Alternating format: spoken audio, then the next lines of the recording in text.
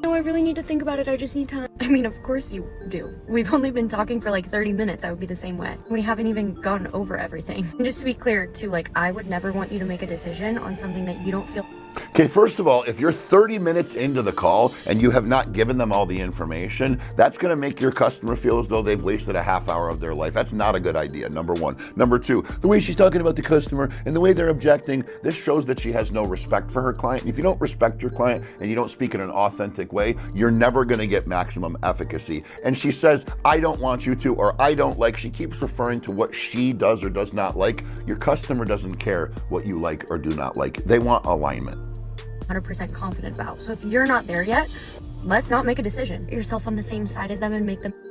Put yourself on the same side as them and make them feel good. I believe what this young lady is trying to say is observe the human condition. Let the customer know that you agree with their concern, but you don't want to put yourself on the same side as them and make them feel good. You want to respect the human condition. Mr. Customer, I understand how you feel. Frankly, it makes perfect sense why you would feel that way. I've had many other customers that have engaged with this program that felt just like you feel right now, and they felt that way because X, Y, Z. Let me ask you a question. Is that kind of similar to the feelings that you're having right now, your apprehension? Well, yes, in fact it is. I get it 100%. What they found, guys, it's traditional sales 101. Feel, felt, found. I mean, it hits this nail on the head.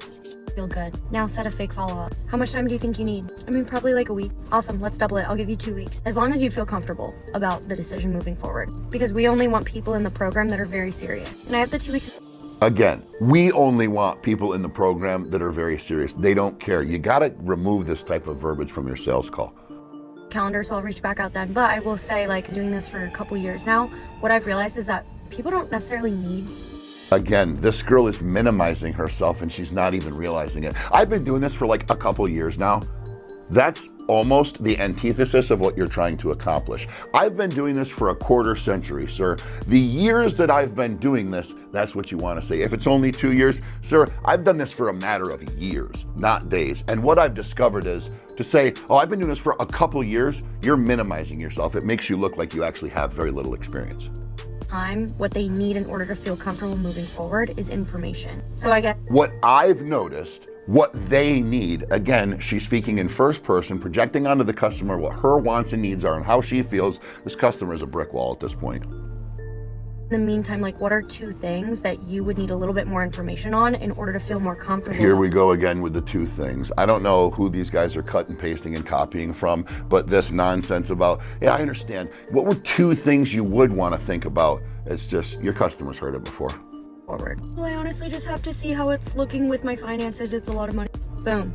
Now you have the real objection. It's money. Now you actually handle the objection. You're back into the sales pit. Also, if this doesn't work out, this is the problem with these types of videos, guys. This girl has just taken however long this was to isolate an objection.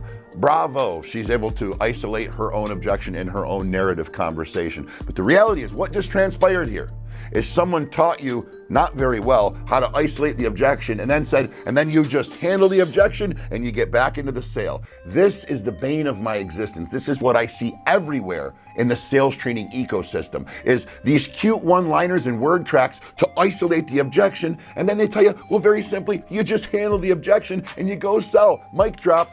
The handling of the objection is the hard part. That's why you went to this video, for that solution.